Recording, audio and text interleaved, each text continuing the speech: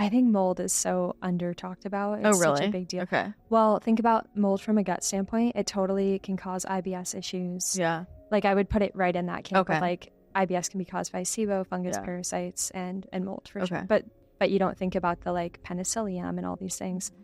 But if you do lean into that a little bit more, what does it mean if you have exposure to a water damaged building that has penicillium mold? Well, that is what we use to make the antibiotic penicillin.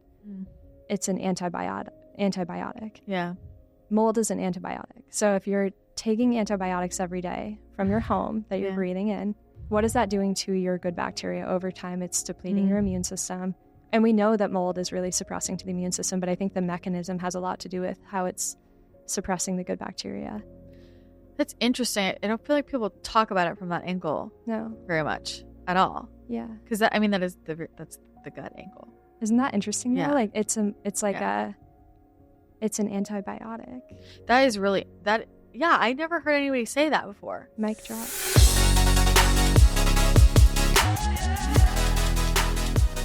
Yeah, I think that when some people like go on stage, like kind of black out, that happens when I record myself. I think because I don't do well when I don't have someone I'm talking to. Does that make sense? Yes. Like if I'm talking to someone, I'm just anchored into the conversation. And when I'm talking to just like my phone, I feel like weird. Like I don't know what I'm saying. I just feel like I'm talking to the ethers. Does that make sense?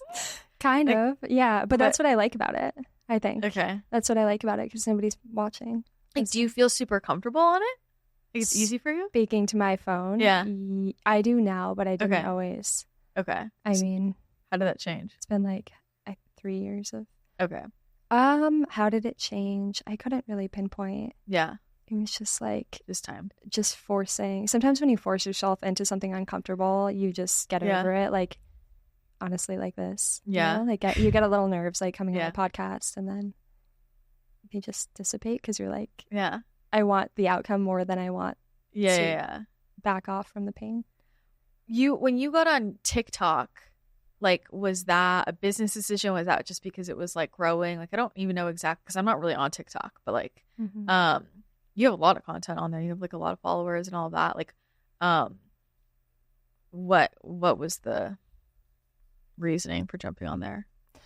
So actually it's kind of on topic with this because I wanted to do YouTube and I wanted to it was a pandemic. So I had left San Diego to go be with my family and it was like, what else am I doing? I'm quarantined. I think it was that summer. And I wanted to do YouTube and then TikTok was kind of blowing up. So I was like, well, what if I just try this? Yeah. It's going to be a lot easier for me to produce a 15-second long thing than it will be to produce a 15-minute long thing. Yeah.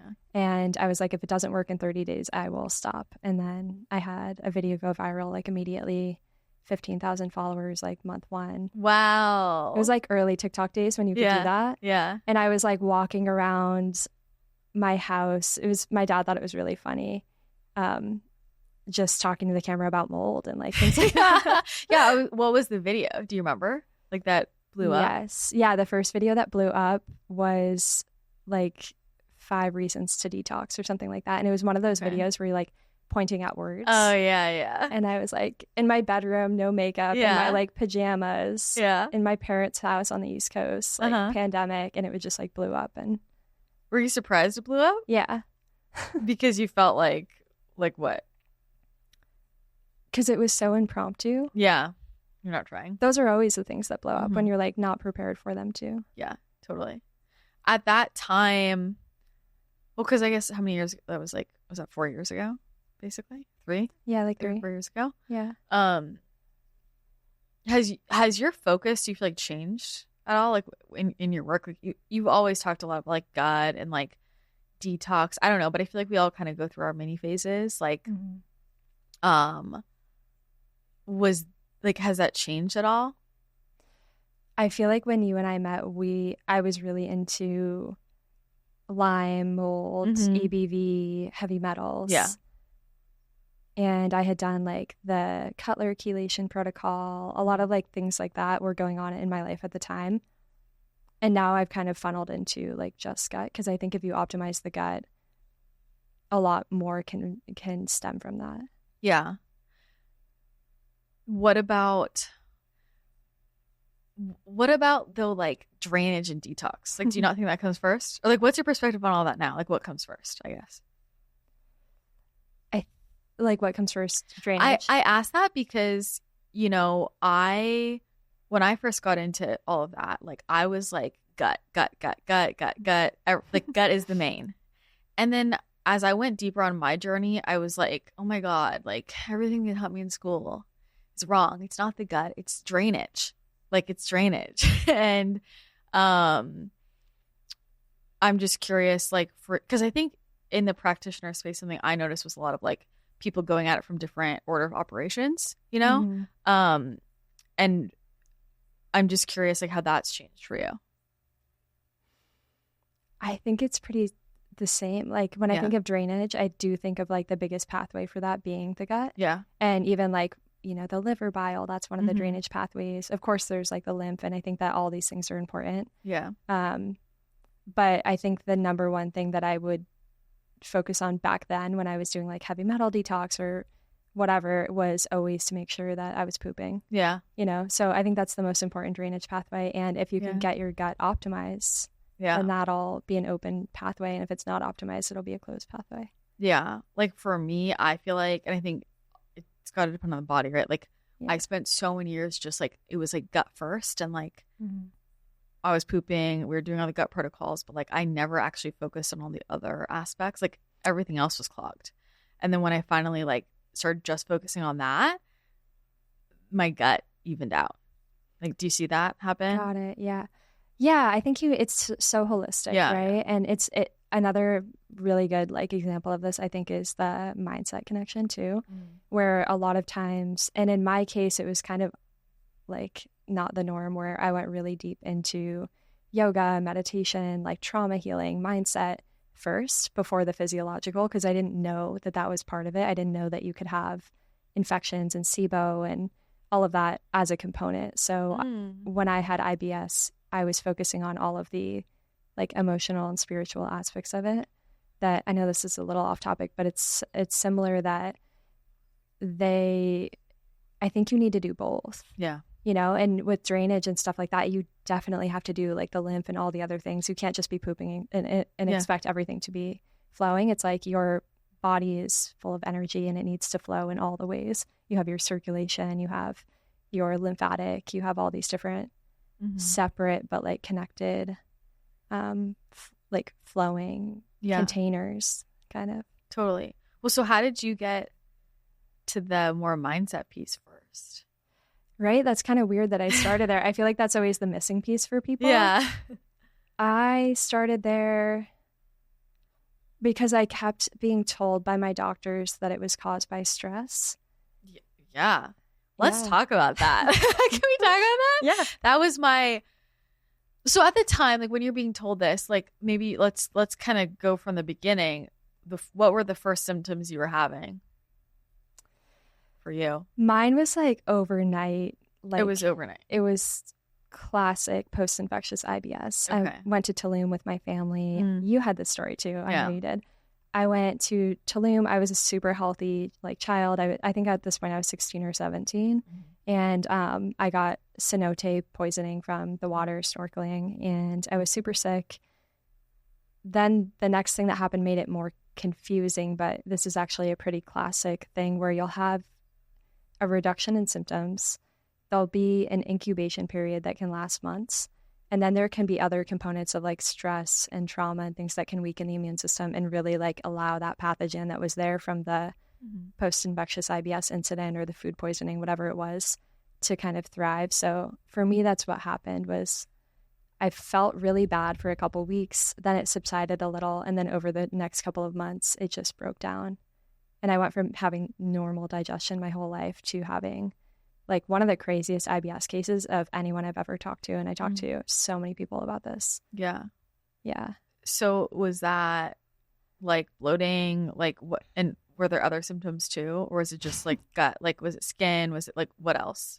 It was like I would take probiotics and have to go to like the clinic at my college because I would just break out in crazy hives and super puffy red eyes. Like I would bug out. I had bloating and mucus and blood in my stool, rectal prolapse, like weird stuff happening. And I was like, oh, my body is like dying in front of me. I mean, I can relate. It's scary shit. Yeah. So what did you do first? Like, were you already connected with like the holistic world, or did you go to traditional doctors or? Yeah. So from that point, what did I do? I went to clinics through my university. Well, I was graduating. Basically, I was like at the end of high school when all of this started. Mm-hmm. And I started downing like Pepto-Bismol and all the stuff from my parents' medicine cabinet. I never complained to them because I thought it was just like a bug. Yeah. And so they like didn't even, did they not know? They didn't know for like a year. Because it was that kind of, 90s kids, right? Like, it's just like, figure it out. Yeah, totally.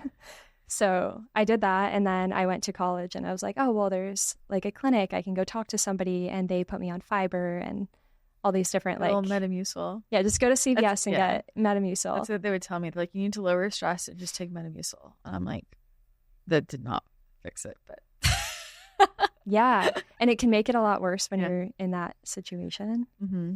So it started there, and then it led to like allergy doctor, gastroenterologist, dietitian, all of that. So super like traditional Western med. And they did a colonoscopy, you look perfectly healthy. Here's an SSRI. Yeah. And work on stress. And so I was like really buying into that. Like I did start playing with elimination diets, cutting out gluten, like cutting out dairy. It didn't help me. And then it was just, okay, if it's stress, then like I don't feel stressed. I feel like this is causing my stress, but let me go dive into like my childhood trauma and get really deep into yoga and all of that. And I mean, I'm not saying it didn't help. I think it set me up for the other things to work. Yeah. Yeah. I mean, I feel like at some point, like, or another, a lot of people where there's a more complex case, you've got to hit all those angles, like no matter what order it goes in. Yeah. And then there are people where it's like really is just like a physiological thing and you like can clear it quickly. Or sometimes it is like very just emotional. But I feel like a lot of people that are more complex, it's like I was going to have to find all of those angles eventually. I just went in a different order, you know? That just gave me chills. I don't know why. Yeah, but me too. And it depends. I think when you're sicker, and like I would put us both in that camp when it gets really bad, like the chronic illness, you're probably going to have to address more. Oh, 100%. Yeah. So you dove into that first, and then where did that leave you? Like, did symptoms improve? Did they not? Like, how did things progress? What was next? I would keep telling myself that something was working for a month, and then I would burn out and realize it wasn't, and then try the next thing. That went on I had IBS for 10 years. So it went from 17 or so to 27. And at a certain point, I think when I was like 24, I was working in the film industry. I had this job based out of LA, but it was a job where I was on production. So we would go traveling, and it was like a documentary film. It was a show that was on Hulu. We would go touring like the different wine regions and like of the US, basically living in hotels, filming. It was a nightmare for somebody with gut issues. Yeah, totally. Yeah. For months. Like that. I would never have been able to do that. Yeah. And it just it broke me down. We ended up finishing that season filming, and I ended up leaving, even though I loved it. I just was so burnt out. I was like, I can't do it with IBS. So then I went and basically left that job and spent the next 5 years going to India, going to Bali, traveling the world, looking for the eat, pray, love story, trying to heal from that side. And I didn't go back the Western med route for many, many years. I mean, I never went back to it because eventually I just found more like functional medicine. So what did you find when you went on your eat, pray, love journey? Like, tell me about that. So funny. I've never like told most of these stories. Well, tell me. You're getting all the lowdown. What did I find? Well, I became a yoga teacher. That was part of it. I studied yoga in India. I got to go see the Dalai Lama in person at his temple. I got to do a lot of amazing things like that. I hiked most of Everest, like 3/4 of the mountain. Did you go by yourself, or did you know? Did you like go with anyone you knew, or? Yeah, I went with somebody I knew, and then we met more people. Okay.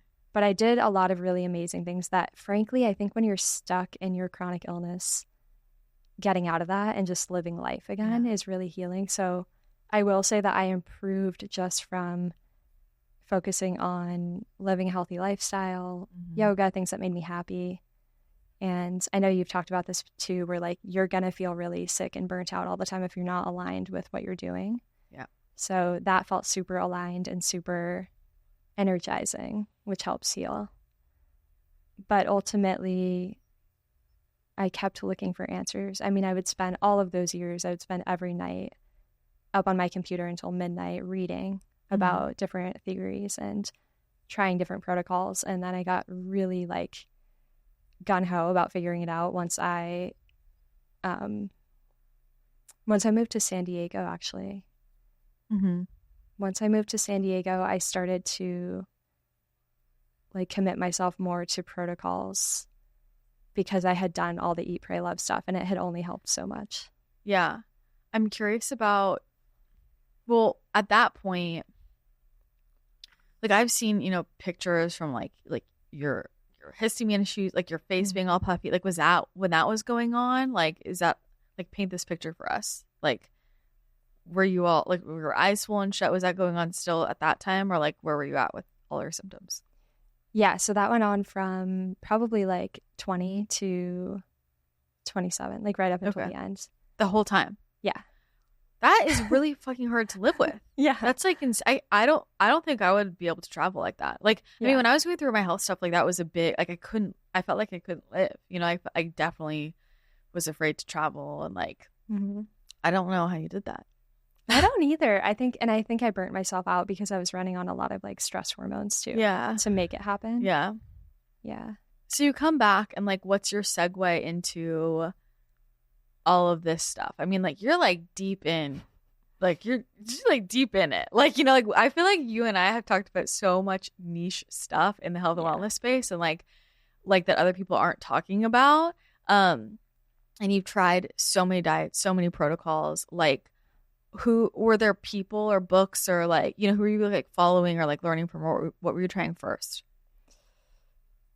It's so hard to remember because I dove into everything. Okay. Like if there was some like theory, if it was like this parasite approach or this candida cleanse or candida diet or heavy metal program, like I would dive into all of it one by one usually. And then there was a point where I was like, I'm just going to dive into all of this all at once because I was getting really sick of it. Yeah. I mean, sick for 10 years. You're starting to feel the limitations of things that you can't do. Like you said, traveling and things started to burn me out. And I wasn't, at a certain point, I felt like I was running away from the real, like solving the real problem. So I started to I started getting like, I can remember having in my mind this repeat thought about parasites. And keep in mind, I did get sick in Mexico. Yeah. From a swimming incident where I drank some of the water. So in hindsight, I probably did have some protozoa or something from that, but I don't know. But I just had this all of a sudden, after like many years of being ill, it was like this thought I couldn't get out of my mind about parasites. And I had no like proof of that. I didn't know anyone that had gone through that. At the time, it wasn't all like we didn't have TikTok with tons of parasite cleansers and things like that. So I just had like in my seeing head. The intimate details of people's coffee enema routines. Yeah. Okay. I'm like, I remember doing that when it was like scary because you didn't know if it was going to kill you. Totally. Like we don't talk about that. Yeah, we don't talk about that. Scary times. But yeah, I just kept hearing that voice in my head of like parasites. And then I created this parasite cleanse for myself, parasite cleanse. But in hindsight, it was also antifungal, antibacterial. Okay. I was like taking everything at once. Things that got rid of SIBO. Like coincidentally, all my bloating and all my digestive issues went away in 3 months. So did you find out what it was? Like piecing it together now, like what was going on? Piecing it together now, I had insane fungal overgrowth, probably methane, maybe even like mixed SIBO where you have hydrogen and methane overgrowth, and parasites for sure because I saw them come out. And I had like liver flukes. That's a weird thing to see leave your body. If anybody's listening, they're really common. Yeah. And so they're really hard to get out too. Yeah. had a good amount of those. But have you? It's really, so you're also going through the fact that at the time nobody really was talking about those things, and you're seeing them leave your body. And and I don't know, like for me with school, like we didn't learn that in school, like none of that was talked about. So it was like, and no one, I mean, people weren't posting things like this on the internet. I don't know. No. So it was this whole unknown world, and it seemed very experimental, like to me at least. Like I didn't know about it. Like I feel like a lot of the stuff for me that finally changed my health situation were things that I was like learning from people after I had, like, more like in the field. It was like never in my training. Totally. Yeah. Of course. Yeah, even everything I do now is like, people will sometimes message me and be like, how can I do what you do? And I'm like, I'm not saying you can't. You totally could. You could come learn from me, but I don't know where to direct you, because they want like a program they can sign up for. Yeah. I was curious your thoughts on that, because I have a hard time with that too. Like, I mean, I really enjoyed all the programs I went through, but like, it is really hard to learn all the stuff that really, like, I was like, I learned what I learned by doing it. And then like learning from colleagues and like more fringe stuff. It was like putting together a lot of stuff. And like, how would you recommend going about for somebody, like if they're wanting to, like, would you just say that, like, you got to just kind of scrounge for info? Or for, I think there's a lot of practitioners now who realize the limits of their education, and they really want to help people, and they just like don't even know where to go. Like it is kind of hard to find very well-rounded, deep training, I feel. I think it can be really helpful if you can find a really good mentor that you trust, to kind of save you the trial and error on yourself. Did you do that? Have a mentor? Yeah. I feel like I've had many. Yeah. And just my network too, from working with Dr. Pampa and all of that too. So I've learned from so many amazing people. And then obviously all the self-experimentation was what positioned me to be able to learn from those people, because like I could have a conversation about it and learn. And then you can learn more, because you're like, I can remember being at like a conference with Dr. Todd Watts. He's one of the founders of Cellcore. And I was asking him about pyroluria, which is like talk about an obscure like niche thing. But I was interested in that at the time, because I had done a urine test and it said I had high pyrules and I had symptoms of that. So then he was like, oh yeah, I've seen that go away when people parasite cleanse. But it's like, if you don't have enough of the knowledge that you've learned from reading, from experimenting on yourself, and from diving into it on your own, then when you're presented with people like that, you don't have the right questions to kind of ask to learn more. Yeah. So I think it's anyone listening that's interested in getting into health and wellness as a career, it can benefit you most from doing like the YouTube like academy type of approach at first, and then that will lead you to mentorships and deeper learning. Totally. I mean, I think mentorship is the way to go. Like I went through different periods where I would basically like, I made people be my mentor. I didn't like go to find people who did mentoring. I was like, I want to learn from you. Like, how can I shadow you? How can I like, can you take me through cases, you know? And I would basically just pay people. I would pay people to just mentor me. And I learned so much that way. People I met in the field. So I think that's a great recommendation. I want to talk about different things you've tried, but because we're talking about parasites, I feel like this is such a hot topic. And I want to hear from you, like, do you think everybody should parasite cleanse? How often? What makes a good cleanse? I feel like there's so many out there, and like, how do people know what to do? Like, what are your opinions on all of that? Because I feel like that's such a, I don't know, before parasite cleansing was like, oh, I'm doing a parasite cleanse. And now I feel like everybody's parasite cleansing all the time, you know? Right. So do I think everyone should do a parasite cleanse? Truthfully, today, I would say no. And that's different than what I would have said years ago. Yeah. I would say yes if everyone had a foundation of healthy habits. Okay. But since they don't, I think that it can be detrimental if done improperly. Tell me more about that. Like, what would make it, what would mean it was being done improperly? Or like, what are the healthy habits that would be foundational? So let's take a person who's like eating fast food every day and their drainage pathways are really closed. And let's say that they have also like a methanogen overgrowth. So they're constipated and they have leaky gut and they decide to order a $30 parasite cleanse off TikTok or from some TikToker. As they do. As they do. And they just start taking this product. Yeah. There's oregano, neem, thyme, clove, black walnut, wormwood, all these things in it in small quantities, and they're taking drops of it. Is that going to be advantageous knowing that they are still eating the way they're eating? Their drainage pathways are backed up. Those things aren't going to be able to get out of the body. Yeah.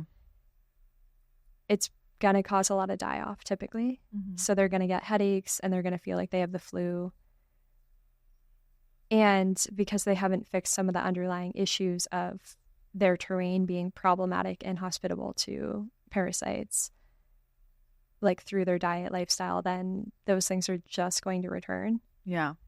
And in the meantime, you're taking things that could be killing off some of the residual good bacteria that you do have, depending on the product, which is supporting you staying strong against parasites because it boosts your immune system to have beneficial bacteria. Yeah. So it's like, okay, depending on what you're taking, you're hurting your good bacteria a little, you're killing some bad parasites, but you're still eating and living in a certain way that those parasites just kind of come right back. Was that really the goal? Was that the outcome that you were wanting? Yeah, probably not. Probably not. Let me ask you, like, in terms of order of operations, are you because I have, I've worked with a million people. And it was always interesting for me. Like, I always was like, I just follow exactly what they tell me. And I've, worked with all kinds of very well-known doctors and naturopaths, all that. And I would just notice how order of operations is always different. I think that's very interesting. And are you let's like rebuild, balance the gut, and then we're going to clear out the pathogens? Or are you we're going to clear it out and then rebuild? Or are you we're doing this at the same time? I'm at the same time. Okay. And the reason is if somebody has SIBO, which a lot of people that come to me do. Yeah. If you have SIBO and I start giving you a bunch of things to support your microbiome, which is more like your large intestine, then those are things like fiber that are going to really flare your SIBO symptoms. So instead, and this gets a little bit nerdy and nuanced, but what we'll do in that case is we'll kind of prune back that SIBO. And a lot of times when people have an overgrowth in the small intestine like that, they're also dealing with an overgrowth or an imbalance, I'll say, in the large intestine too. So if you have E. coli overgrowing and causing you have SIBO, but it's from E. coli, it's unlikely that you also don't have the E. coli in the colon. So what we would do for that is get it so that maybe not all of the E. coli is gone, but the small intestine E. coli is gone. Now you can introduce things that will change the environment of the colon to make it inhospitable to the E. coli and to prevent you from getting this issue again. Okay. And you can introduce the fibers and the things like butyrate and things that will improve the diversity and the bacteria levels there. Okay. So let's say somebody is like, let's say we're talking to people who are eating very well, doing all their little biohacking thingies. For that type of person, like, what do you think about regular parasite cleansing? Regular, like how often? I mean, I'm asking because I just see people recommending. I mean, I still, follow all these people, and everybody recommends something different. Like some people are like, once a quarter or like once a year. Other people are like every moon, like just do a little brush up. And I see everybody doing it differently. And I also watch I think a lot of, there's so many more companies now that it's like, Parasite Protocol is like out freely. I feel like when I kind of started in this world, I had to go to a practitioner to like get a Parasite Protocol. Oh yeah. Right. Like they're putting it together for you. And now it's like, there's so many kits. There's so many like great brands that just kind of have it out. And I feel like it used to be much more like, it's not just out. Like you really got to work with somebody to know, what to do. And so I see all of that and I'm just curious like how, kind of how you feel about it, because I think a lot of people do it really regularly. And is that helpful? Is that not? I think everybody has a different kind of perspective. Yeah. I think if you've done, like, I'm a bigger fan now than I was when I was going through my own journey of lab testing. Yeah. I think if you do some lab testing to rule out because, like, okay, if I'm talking to somebody and they're like, yeah, I like to parasite cleanse once in a while, otherwise I don't feel great. Okay, what are you feeling? What are the symptoms? And when I dive into that a little bit more and they're like, yeah, well, I'm reacting to fibers. I eat really healthy, but I still get really bloated. Okay, should we assess you further for SIBO or for fungal overgrowth or something else? Have you just not tested? And the tricky thing with parasites, and why I'm not saying just test parasites, is there's not a great way to test parasites. Yeah. You can do, like, the only option really is a PCR stool test, like GenLab or Vibrant. I mean, I took, Lord only knows how many tests, Right. over a decade, and they never got picked up. No, they almost never pick up parasites. Not once. Like, and then I was like, I for sure have them. And then it was like seeing them come out. I'm like, I did. So it's like, I think, oh yeah, testing is not. No, but when it comes to, like, if the person who wants to do the parasite cleansing has symptoms, can we rule out the other things? Because we can test SIBO, we can test fungal overgrowth, we can test other stuff. And then if we're at a point where, like, those are all negative and truly it makes sense that it is parasitic, then I would say do, like, a hardcore, like, intentional cleanse. Okay. But as far as just, like, should you do this? In Mexico, in other countries, they will deworm their children, school children, like, every single year, like clockwork. I'm not anti that. I just wonder if we were putting too much emphasis on parasites when there's a lot of other types of microbes. Yeah, that's a good question. I think maybe, like, I'm just thinking now, it's just like, because it's something that now so many people have heard of, and it's like most people aren't, going to get tests, and they're just like, what can I buy and take care of, versus, like, figuring out, like us, like, exactly what's going on. Most people are just kind of like, what's faster? I feel like. Yeah, and will it kill you if you experiment? No, because we're both still here. Yeah. Oh yeah, barely. But, like, I'm barely hanging on. But, like, would it be, like, the number one thing I would just blast online and say, everyone go out, get your monthly cleanse? Like, I wouldn't feel right blanket statementing anything like that. But if somebody was like, I do this twice a year for 2 weeks and that's what I do and it makes me feel good, like, cool. Like, listen to you. Yeah. If that's your thing. But if you're like, oh, I parasite cleanse and then I'm still dealing with reactivity to onions and garlic and all these, like, then I would be like, well, maybe you should check out SIBO or check out something else. Yeah. I want to go deeper down that route, but I'm curious about, and I think part of where this parasite thing, like, got big was also with root cause. I feel like so many people were like, parasites are the root.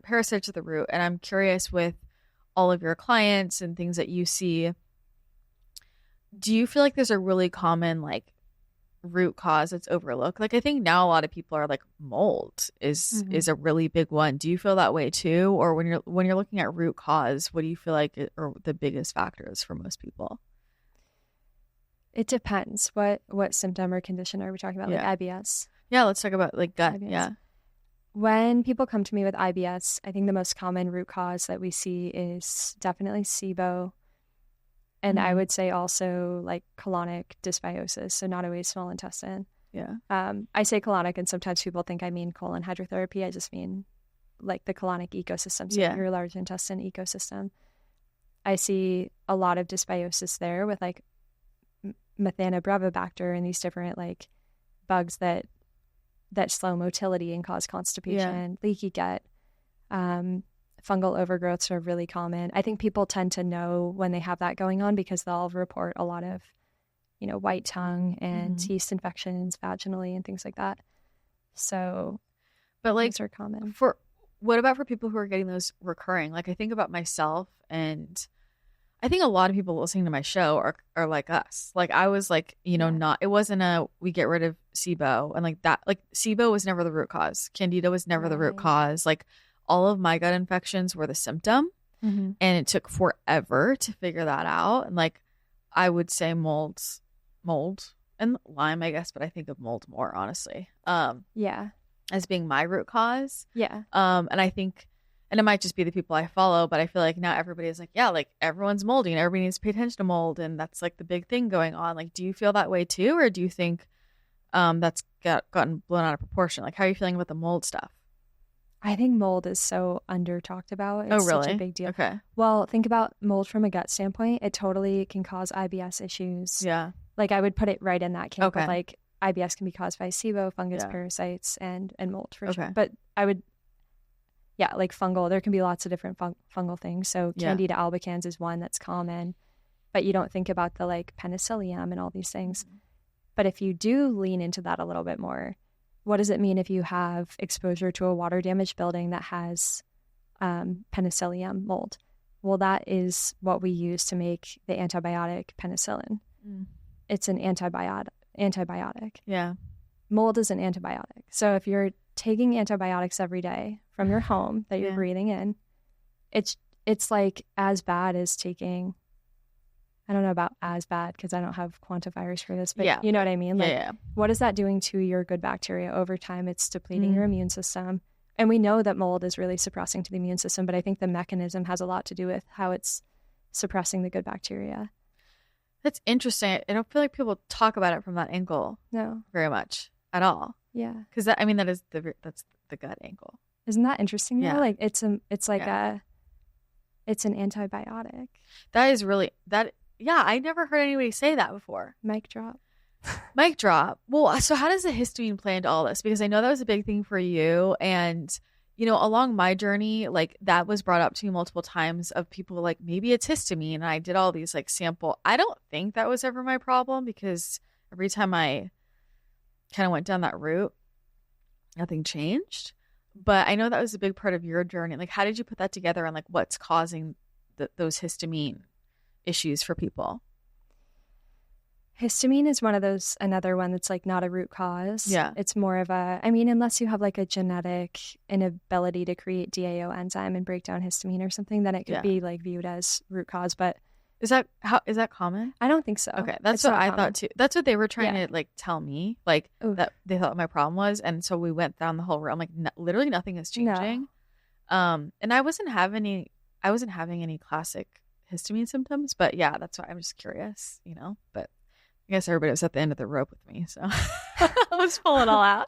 What were you asking about histamine again? Like, what is the root cause of that, and how does that connect in like with the gut? Like, and because I know that was a big part of your journey, so I'm curious how that all ties in. So, histamine intolerance can have different, I'll say excessive histamine production can have different causes, like parasites can do it, fungal organisms like mold exposure can do it, and SIBO can do it. Different types of bacteria create histamine as well. So microbes, if you want to put them in one basket together, like all of the microbes can create histamine. And what would lead to a person having an excess of histamine in their body, leading to the symptoms of like runny eyes and all the things you saw in my photos. Yeah. Like puffiness and food intolerance. Like what's causing that is that your capacity to get rid of the histamine is maxed out. And it's maxed out because you probably have some endogenous like source of histamine that's like beyond what's normal. So if you have an overgrowth of, let's say, like parasites or something, and they're creating all this histamine, your body's still only making so much of the DAO enzyme to break it down. There's like layers to this too. Like apparently if you have MTHFR or you don't have a strong acetylation detox pathway, like different detox pathways can impact your ability to clear it out. But basically I just think of like histamine intolerance, which looks like my face in those photos. Yeah. Is just when there's too little of enzyme and too much histamine. Okay. But I want you to talk about like, so there's like the puffiness around it, but also the other symptoms, like the like the weird food intolerances, like what are like some of those less obvious ones for people. Is there anything else that you would say? I mean, like bloating, right? Like gut issues. You're intolerant to this food this day, and the next day it's not there. Is there like anything else that's you feel like less obvious? Because I always thought of histamine when I was first learning about it. It was like I was like, I don't have like allergies. you know? Right. But it doesn't always show up that way. Is there anything else you would point out for people? Well, yeah, the food thing's really interesting too, and how it can change day to day, because it does have to do with that capacity. So if like one day you've been not exposed to a moldy building and you've eaten low histamine foods, even if by accident, it's like your bucket is less full. So you might not react to something that on another day you did. Yeah. But some of the foods that I think people are surprised by are like bone broth. Yeah. Can be high in histamine. Obviously, if you make it yourself, or you make like Fond brand is like, they check all of their products for histamine. Like there's ways around it. So I'm not saying that bone broth is bad. But for me, when I was dealing with all of this, I had a lot of histamine from all the parasites and fungal issues and bacterial issues I had. And I wasn't clearing it out efficiently. And so if I had a cup of bone broth, I would just blow up. Like, yeah. And it wasn't, the problem is never, if you're eating healthy foods like that and you're reacting to them, I just want people to like, don't blame the food. Try not to get into the habit of blaming the food. It's okay to stay away from triggers while you're healing, but know that that's a sign and that's a symptom of something else that you can heal. Can we please talk about this? I want to talk about all the things you've tried. Maybe we can share, like different things we tried. Yeah, we could be here all day. But like, I mean, you tried some wild shit. Same.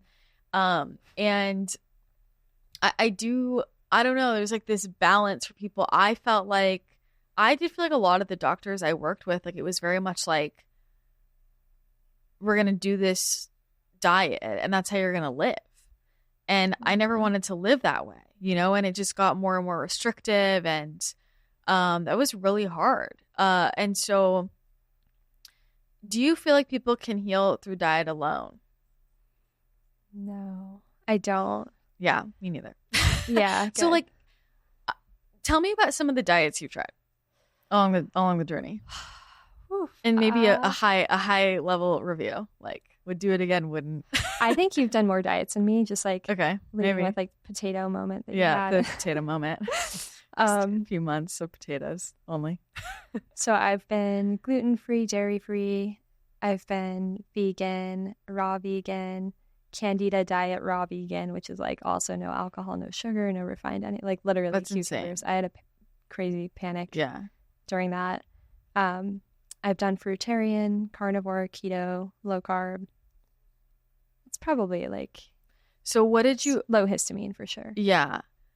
And I think it's interesting because not many people I feel like have done really fully both sides of the spectrum the way we have. Like both of us have done fruitarian, and then we've also done carnivore. Like those are opposite sides of the fucking spectrum. Or like super like high carb, low fat, and then like keto. Like I've done both. And so I'm curious, what did you notice within your body? Like those differences, like what do you feel like your body ran better on? What did you gather from all those experiments personally? So this is kind of a trick a little bit, because I felt much worse on a plant-based diet when I went from the standard American diet to that. Okay. I mean, I did it for 4 years, so I don't think I was really thinking that it was making me significantly worse. It just wasn't making me better. Mm-hmm. And over the years, I became like more doughy. So it was harder for me to have muscle and things like that. And eventually I just broke down and I just broke vegan without any real planning. Yeah. And then was that like just like regular plant-based, or were you raw at that time? I was just regular plant-based at that time, but I had dabbled into the raw and then come back out of it. Okay. And then later when I did like high fat, low carb, all the variations of that, I felt so much better. And I think that is a little bit of it's tricky, because what I know now is that we overthink this. Like it's really about more balance than we want to accept, because it's not sexy. I know. And we can't put a fun label on it and be like in this community of like keto or like vegan and unite strong against something. But the reality is like, we're both. We're omnivores. We're holobionts, really. We're just like a vessel for bacteria and other bugs and stuff. So when I think about keeping myself well, I think about keeping them well too. Yeah. When you're on like a super carb restrictive diet, you are restricting them from getting their favorite foods, which a lot of the beneficial bacteria that we have really like to eat fiber and polyphenols and things that we get from like fruit. And veggies. And yeah, so if you're on a carnivore diet and you're avoiding these things, or you're super low carb and you never eat, like, not even sweet potatoes or what do you beans. consider low carb?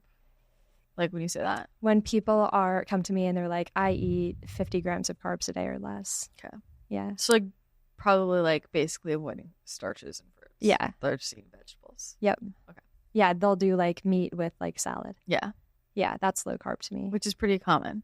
It's so common. Yeah. I don't think it's optimal for the gut bacteria. Okay. I think it feels good and people love that. But what I've seen on their stool tests is that they have higher levels, and studies have backed this too. Mm-hmm. People that are keto have like a 300% increase, a little bit less than that, but it's like 275% increase in E. coli in their gut. Mm. So they love. What do you think about the, let's say, like, you know, Paul Saladino, like, meat forward energy? Like, you know, we're still getting some fruit, we're getting some honey, we're getting, you know, maybe some tubers like that, / like even the Ray Peat. I think that it kind of, I guess Ray Peat is less, it's not necessarily carnivore focused, but it has a similar energy for me of like, what do you think about those types of approaches? I think that if you were to eat only fruit and meat, basically like Paul Saladino and cheese, you're missing. First of all, I think I'm the most unpopular person in the world for saying that. Like, this is the least popular opinion in nutrition right now. It's popular with me. Well, what I'm about to say might not be. It's popular in this room right now. Well, I think... Yeah, say it. I think legumes, like beans, like Mediterranean diets, I think those are all, like, wonderful things. Yeah. Because of, for example, fruit is amazing. And it's something that is one of the fastest ways to regrow your gut bacteria after taking antibiotics. Super cool. But what it's not good at, it's not resistant starch. It's not feeding butyrate producers as well as other types of plant-based foods are. If I am looking at somebody and they have like 10% of their gut is butyrate producers, then I know that their stool pH is not what it should be, and they're going to continue to develop issues with overgrowth of bad things that love a more alkaline stool. So I warned you I was gonna go nerd. Oh, well, that's why I wanted you here, because I want it. So if that's the case, and I want to increase their butyrate production, which is, for anyone that doesn't know what that is, it's a byproduct of, it's like a metabolite that if you feed bacteria their favorite foods, they will create different metabolites and things that benefit us. And so one of them is butyrate, and it's a short chain fatty acid, and it could be thought of as like what L-glutamine is to the small intestine, how it feeds the cell lining there, or it feeds the small intestine wall. Butyrate feeds the large intestine wall. Yeah. And the large intestine cells. So we need it. And if somebody is producing very low levels of it, my way of remedying that is to give them a lot more resistant starch, things like that. And the easiest way to do that without supplements is with beans. Yeah. And bean protocol, you know? Just go on the bean diet. Just everybody listening, just go on the bean diet. Yeah. We're not eating anything else. No, but it comes down to balance, right? We want all these foods. And so Dr. Paul, respect, he's a doctor, all of the things, but I think he's sending the wrong message out to demonize foods where we have enough food fear. And I want to see people feel free. Yeah. That they can digest the foods they want to eat, and they can eat the foods of their culture and of their family. We've historically eaten legumes, nuts, olives, like fruit, meat, all of it. What we haven't eaten are corn puffs and protein bars and like keto ice cream and all these that are like, okay, cool, in moderation, enjoy yourself. But know that the answer isn't as glamorous as we want it to be. Besides beans, what other foods are faves in that category? Fruit, beans. I still am a huge fan of animal protein. Yeah. I like good quality, like raw dairy. We've talked about you had like the raw milk reputation for a while. I have my raw milk cleanse. Yeah. I mean, I've been on the bean protocol. I was on the white rice diet. I've done everything, you know, like, and I think what's cool about all of it is like the bean protocol is fascinating because the whole not going to say the why behind it, but a big piece that interested me was there's a selling point of how can people heal their body without supplements? And like well-timed beans, like you're basically timing beans and like fat, and like it's pulling toxins out of the body essentially. Yeah. And I was like, wow, this is fascinating. And it's just, that's one of the things I've pulled from all these different diets I've done is different ways we can use nutrition to clear things out, to optimize, and like I don't know, I found my moderation just by being an extremist in every direction. Yeah. You know? Yeah, we have that in common. I've definitely done that for so long too.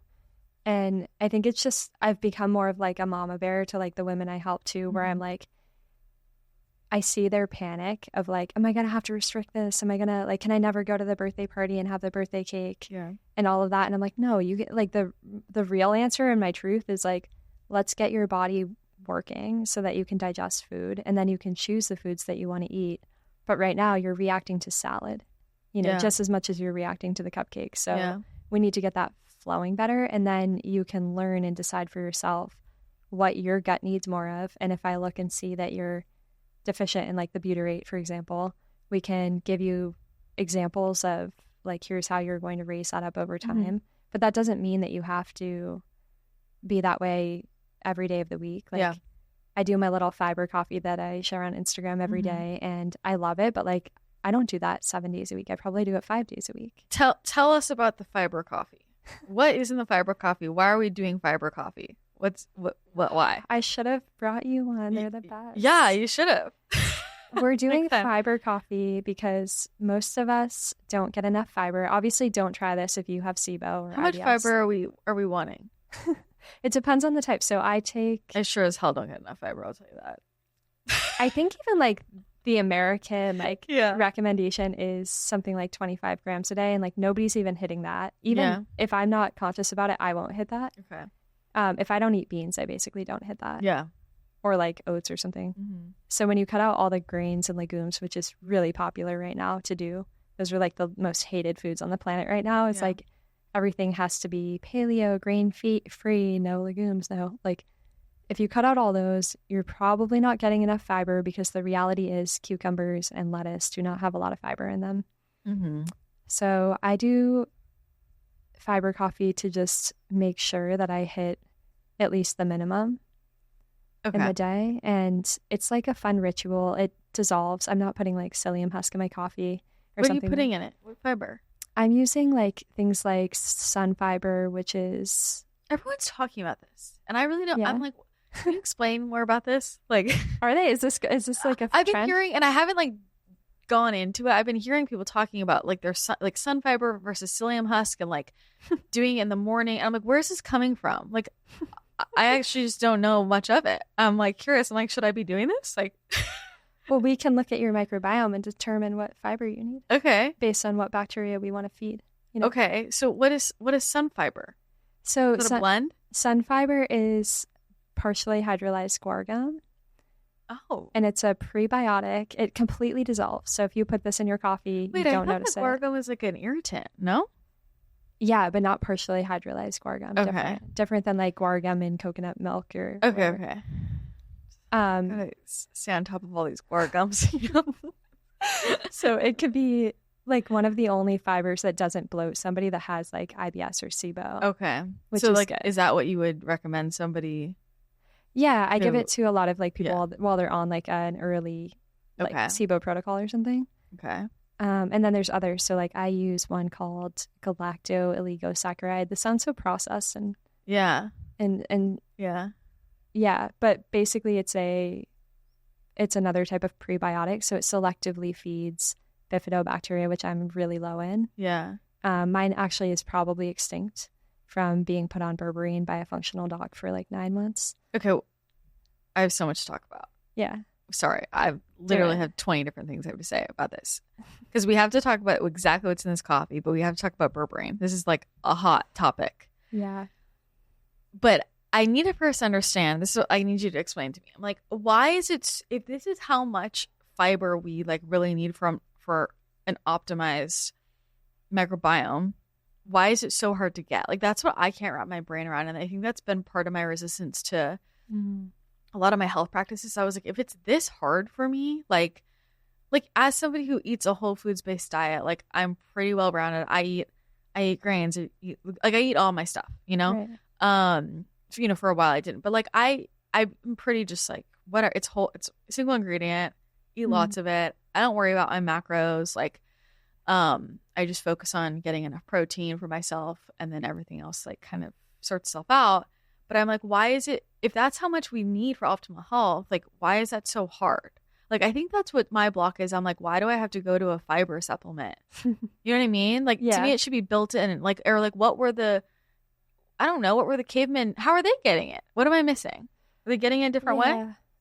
Well, I would say if you want to take like more of a dietary approach to it, it's more easy than you would think. Like, if you eat beans every day, and that's the people that follow more of a Mediterranean diet, and the blue zone people, they're all eating beans. Okay.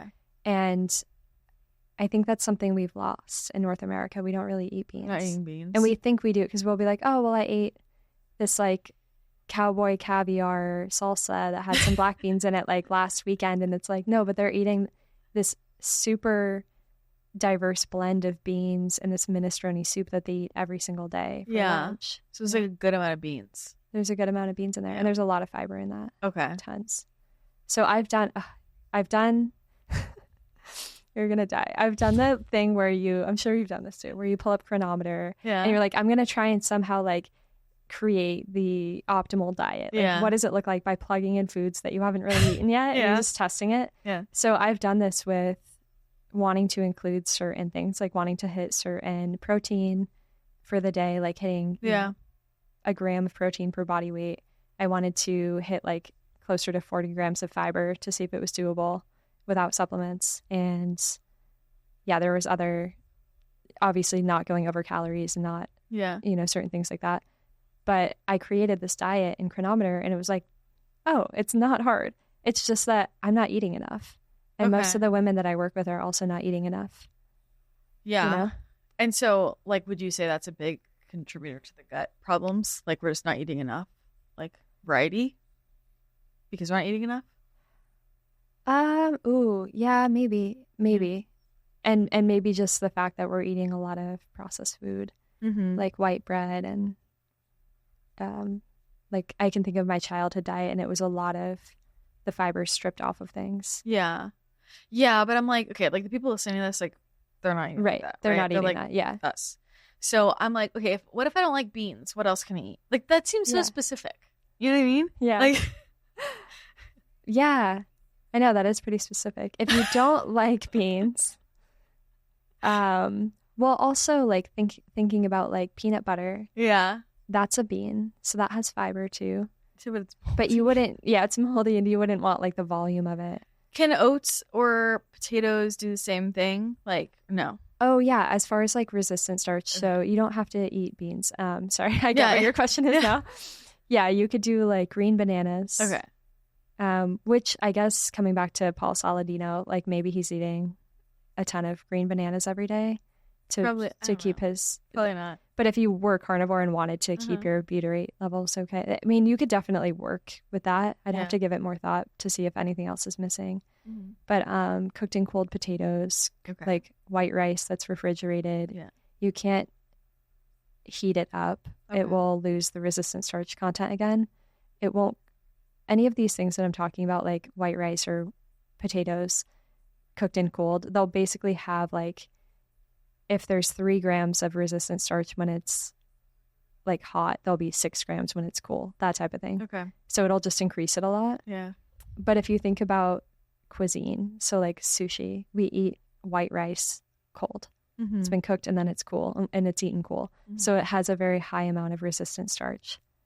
So you can feed your butyrate levels without eating beans. So what does it mean if people get bloated when they have resistant starch? Probably SIBO. Okay. Yeah. Okay. Good to know. It's just getting very complicated. Okay, back to the coffee, because we have what is in the coffee? Tell me the recipe. So I personally alternate between the sun fiber and GOS right now. I mean, I've done other like inulin, other things. I will do some grass-fed half and half, some monk fruit, and that's it. Why monk fruit? Because I like it sweet, but like, what's your sweetener? Like monk fruit. How do you feel about stevia? How do you feel about? Why is that the sweetener? I like stevia. I think the monk fruit that I get has like less of a bitter flavor to it. Okay. Yeah.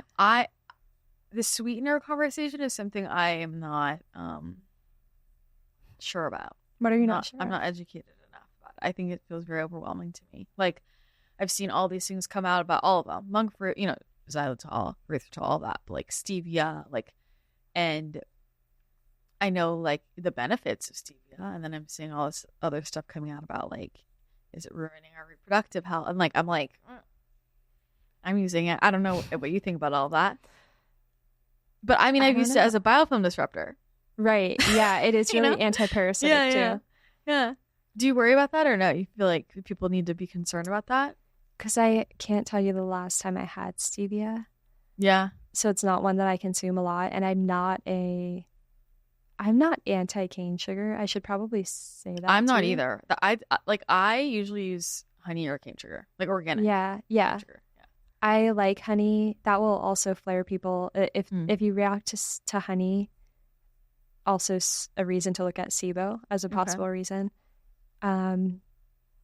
Maple syrup just isn't my thing. I know people love to put it in their coffee. I would rather not sweeten the coffee if I had the choice of that. But like because of the taste or because of because of the taste. Okay. It's just not my thing. Clarifying. It just feels. I mean, I'm from the Northeast, and like we used to. I mean, my parents have a cabin in Maine, and we go up and we get like the maple syrup, and it's great on pancakes. Yeah. I just am not going to put it in my coffee. Yeah, I feel that.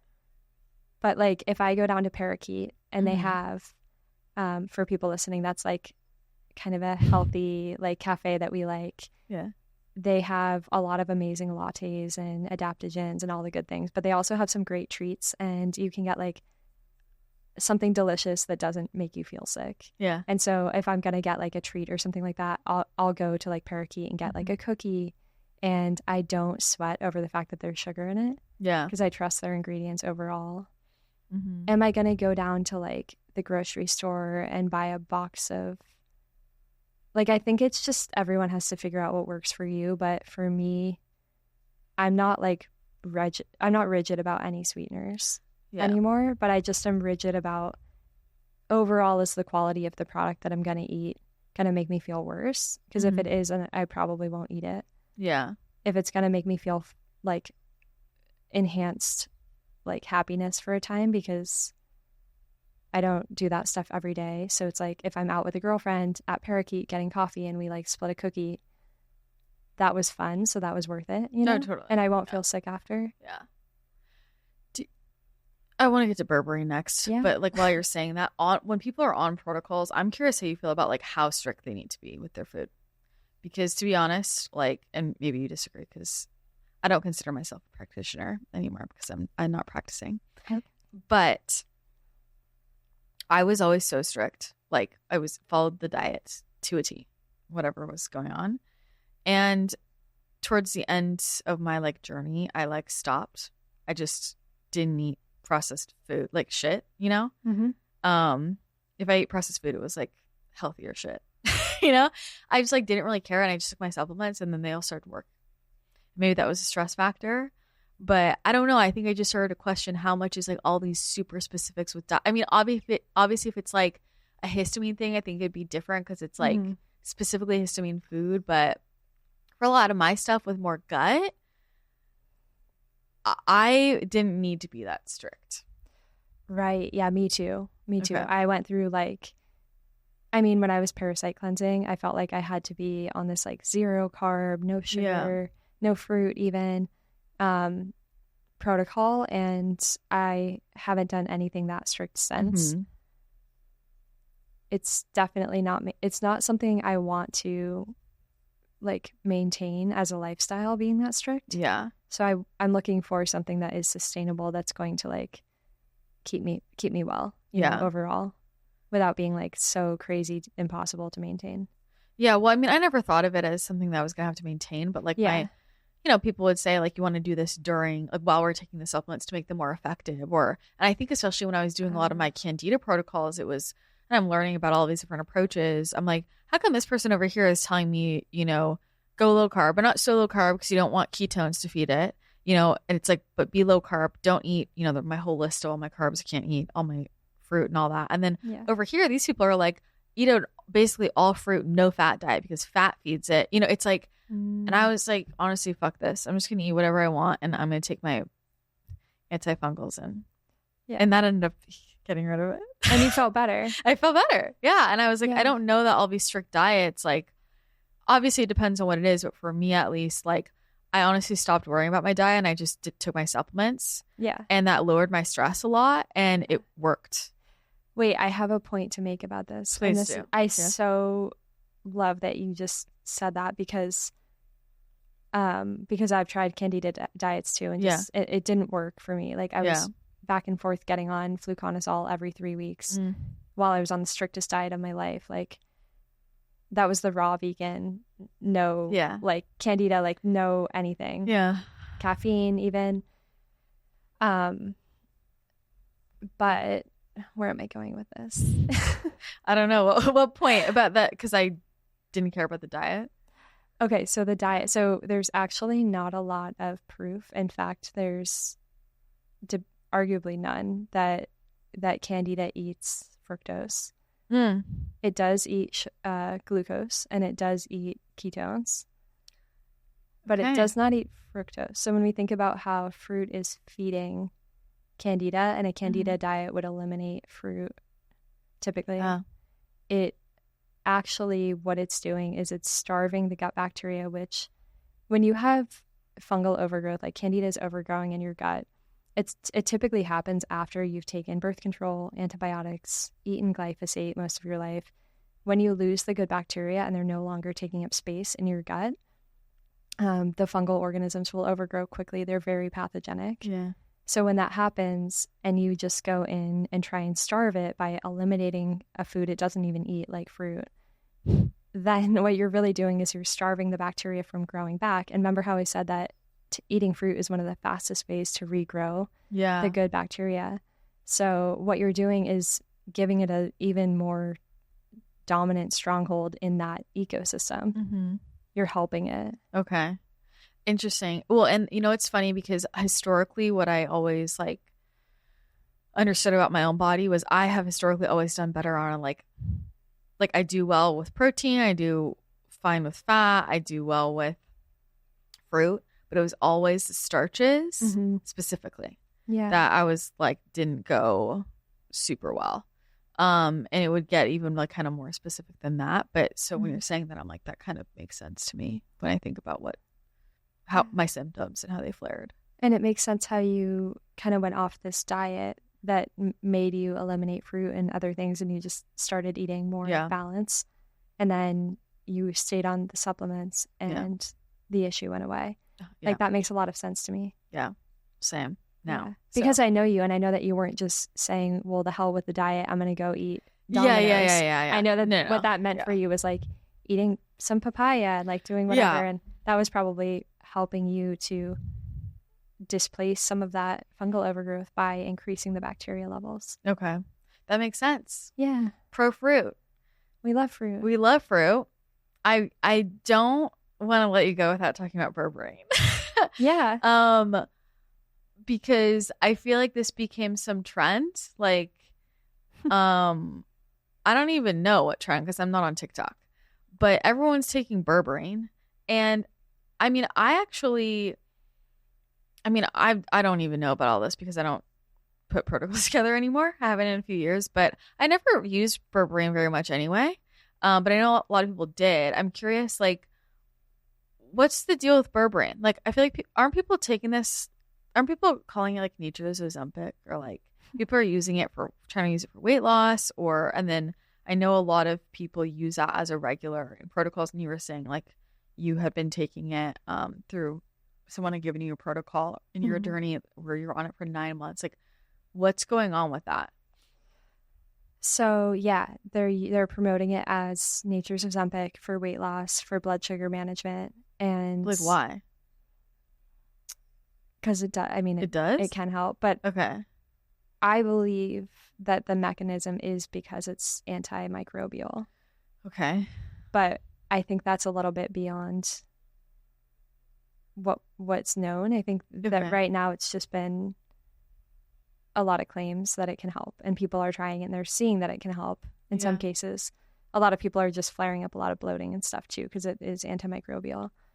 But do you want to talk about why I'm not for this trend? Yeah. Because it kind of, my speaking out against this kind of blew up, and it led to being featured on, I forget what public, it was like Huffington Post or something. I saw that, yeah. Yeah, so they ended up having me Did they kind of misquote you or something? They did, yeah, which was kind of a bummer.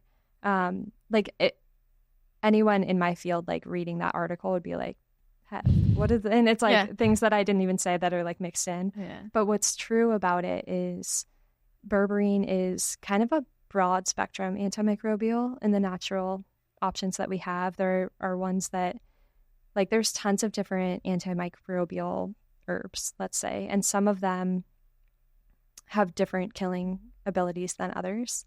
So what I think of is a really safe antimicrobial to choose, or let's say antibacterial thing to give somebody for, let's say, SIBO. I want to think about something that's going to kill the E. coli or whatever they have that's overgrowing. Mm-hmm. I want to target that at a dose that would be lower than would be required to kill any of their good bacteria. Okay. So this is a like more selective approach to killing.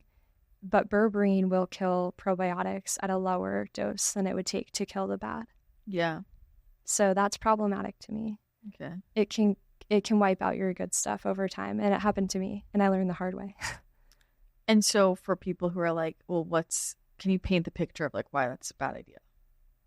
Yeah. So if you're taking anything that's killing off your good bacteria on a routine basis, then you're losing your good bacteria, and you can't just take them back. Like, you can't just get them back with a supplement. Mm-hmm. If you go and supplement probiotics, you will poop those out in 2 to 3 days average. The longest lasting is like 2 weeks. Wow. And that's for like the spore-based ones. Mm-hmm. So you can't replace them in your body. You get your microbiome from your mom when you're born, and over the course of our lives, we lose it. And species in our gut actually become extinct eventually. And what happened with mine, for example, like I had this species I had bifidobacteria showing up on labs. And then after being on berberine for a long time, I no longer had it. And I would selectively feed it with the prebiotics, like the fiber coffee. So some of those different prebiotics feed different bacteria. Mm-hmm. So I was selecting certain ones that would specifically feed bifidobacteria. Mm-hmm. And they were not able to get it back to be detectable on stool testing. Mm-hmm. So that tells me that it's probably extinct. And the only way that I can get that back, I can supplement for the rest of my life because the supplements won't seed my gut ever. Yeah. Or I can get an FMT to get bifidobacteria. Would you? Would I? Yeah. I would consider it. Really? Yeah, okay. I'm open to it. Yeah, we were talking about it before. I wouldn't. I wouldn't unless I had like an extreme. I think it's good they have that as an option, but like if I had an extreme like reason, I would. But I would just be too kind of nervous of also potential other things that might happen. Totally. But I don't know. Yeah, okay. I think it takes like an extreme reasoning, but I mean the amount of different species that I have are. Like my gut microbiome is very healthy, but I think it's lacking a lot of species, not just bifido, because of people like leading me down protocols that were not selective. Girl, I can relate. Yeah, I can relate. No. So there's definitely some long-term damage. Yes. Some people are of the mindset like if you just really focus on rebuilding the gut, like all that healthy bacteria, like the others, it like crowds it out and you don't need to go through the killing. Do you think that can work too? I do, yeah. Okay. All right. But I think that it's tough because say you had, again, like SIBO, I keep using that example.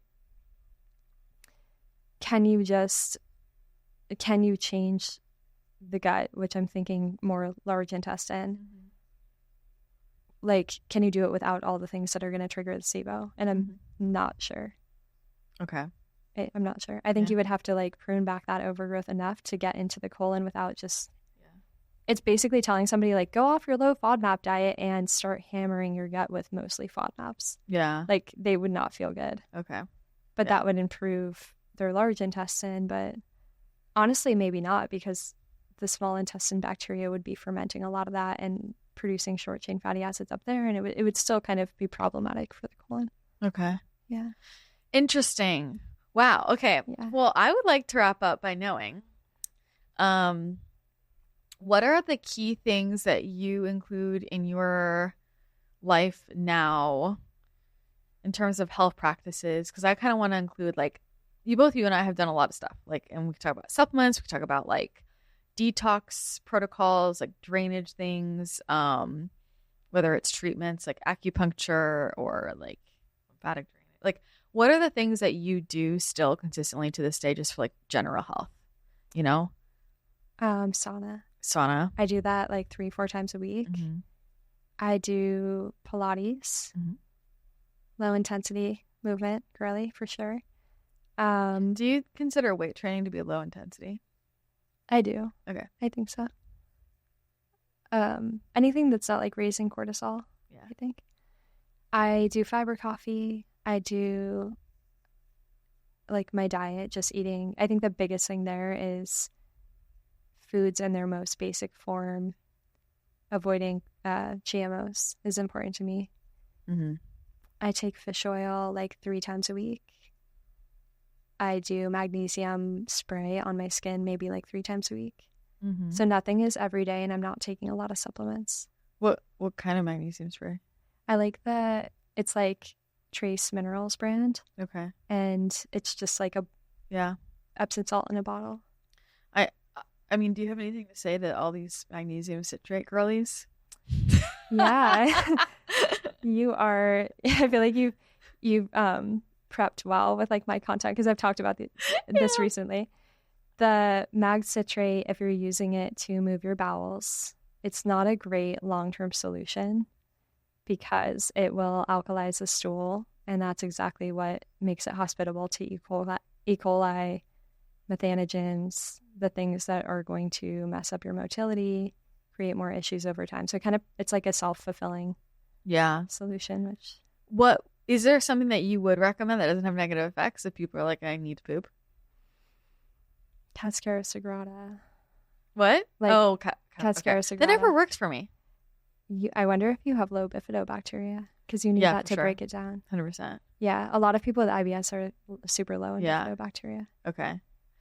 Good to know. But you can admit, this is cool. So if you administer, if it never worked for you, like Senna, Cascara, take it with bifidobacteria. Okay. And it should work.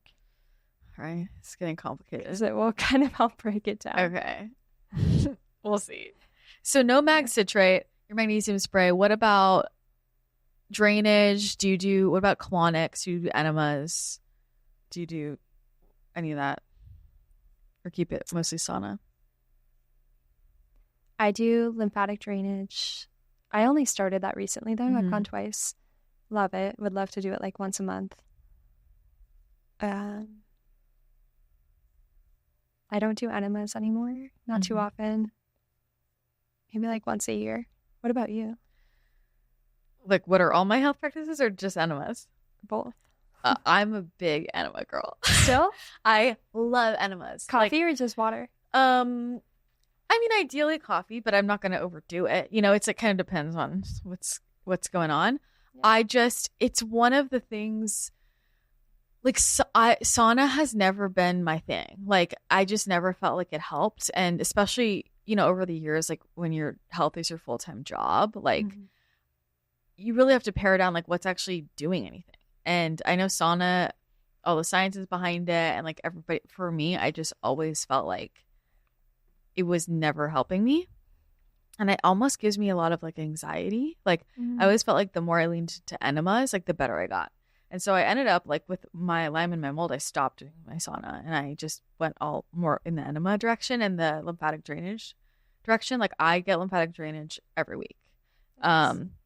Unless obviously life comes up, but like I'm a big like lymphatic drainage person, and I just do better with that. Like I do sauna now. I do it a little bit more often just because kind of our setup and like the cold plunge. Like, but I'll cold plunge every day. I'll do sauna like maybe once a week. But a lot of times I don't. So, but I'm a big enema person. I'm a big lymphatic drainage massage person. I don't take too many supplements. I'm low in D right now, which I don't really know how, but I mean, I take vitamin D. I take magnesium here and there. I take vitamin C. And yeah, I don't know. I was a Pilates girly. Now I'm back to weights, kind of rotate. Nice. Those are a lot of my. Am I forgetting anything? I think that sounds good. Yeah. What's your diet? Are you more normal now or potatoes only? I mean, I'm not potatoes. I actually was having an oxalate thing going on. Okay. Like maybe like a year and a half, 2 years ago. And so I went like low oxalate for a while and it drastically like changed how I felt. Wow. And it was like I had done a lot of frequency testing and like I was having hormone issues. And when they looked at like the root of the hormone issues, it was like an oxalate problem. And so when I removed those for a period of time, like it was just a period of time. It like rebalanced everything out. And so I during that time kind of got out of my potato habit, TBH. But yeah, I don't know. I mean, I'm a protein person for sure. I eat lots of fruit. I eat vegetables, but I don't eat vegetables the way I used to. Mm-hmm. You know what I mean? Like I feel like during like OG days, it was like these giant ass, like so many veggies, like insane. And now it's like a serving or two. Like it's like, you know, and often only more like at dinner. Like I don't know. I don't eat that many vegetables. I eat a lot more fruit. I do eat veggies, but just not a lot. Yeah, I don't know. I eat eggs. I eat milk. I drink milk. I do mostly everything. I do oats. I do rice. I do beans. I just don't do processed shit. Yeah, same. I don't do gluten. I'm celiac. You're celiac? Yeah. Have you always been celiac? I think so. I think that's an always thing. Yeah. But have I always known that? Or did maybe not? Yeah, no. I mean, because it was same thing for me. Like when I got sick in college and I had my colonoscopy and endoscopy. That's how we found out. Oh. Yeah. So yeah, celiac. So I don't ever do gluten. But yeah, I don't know. I'm pretty much like I don't think about it too much, which has been nice. I'm caffeine. I went off coffee and I was like caffeine free, and this week I'm a caffeine hoe. So it just depends where I'm at. But cool. That has helped me. So yeah, that's pretty much it. Is that surprising? No, I feel like we're both like similar. Yeah, similar camp now. Same. But we always like are. Because it's always like when we were doing extreme diets, it was at the same time, and now we're both more balanced. Totally. Well, I think I needed to go through all of that to like figure it out. And the interesting thing for me was like when I started adding in more like non-paleo, I actually do really well with things like oats and rice, and I do better with those than like a ton of starchy, like tuber. You know what I mean? Like tubers and things like that. Like I just do better with more balance, and I'm like.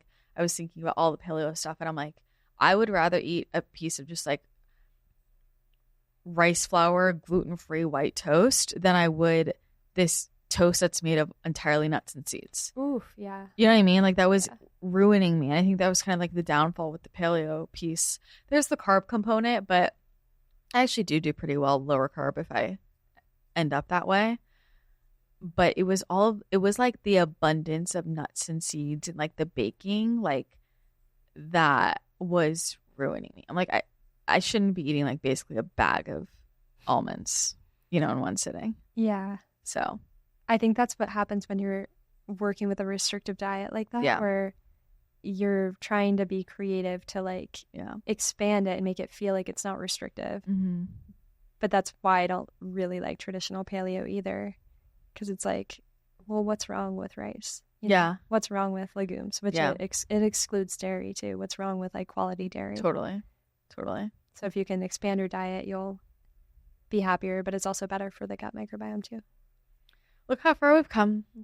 We've come so far. I love how we've come so far. So if anybody is listening to this and they're like, literally like, how do I support my gut? And I say that because I think everybody knows they're supposed to do that, but there's so much noise in the space. And like, even there are a lot of things we talked about today where I'm sure people like hear things like, just take a probiotic. Like they think they're doing everything. It's like, how do I actually start to get to a place where I have more of that like food freedom and are healing things from the inside out? Like, what are your resources? Where would you recommend they go? How can people work with you? Like, what does that look like? If people are looking for more food freedom, yeah, like if they're like, oh, I'm having something like any of these symptoms, like I am getting bloated, or I'm like, I'm fine if I restrict my diet. Right. I think is probably a big thing for a lot of people. I think if somebody in that camp, I would say lean into like the right functional testing, not all of it. Not all of it is going to be a good use of your funds. But if you can find the right functional testing to identify why that's happening, I think that will be super helpful if you want to take more of a root cause approach and not keep band-aiding it with like food elimination diets. Yeah. I think starting with testing is something that I would recommend. And if people are interested in finding me online, it's at detoxheather or detoxheather.com. And you can always send me a message and ask if you have any questions. Great. And I recommend stalking the TikTok and Instagram because there's lots of juicy nuggets on there. I love it. Aww. Your content's some of my favorite content. Really? Yeah, 100%. Oh, so yay. Keep it up. Thanks, Love it. Girl. Well, thank you for being here. This was very informative and I appreciate you. Yeah, thanks for having me. This was fun.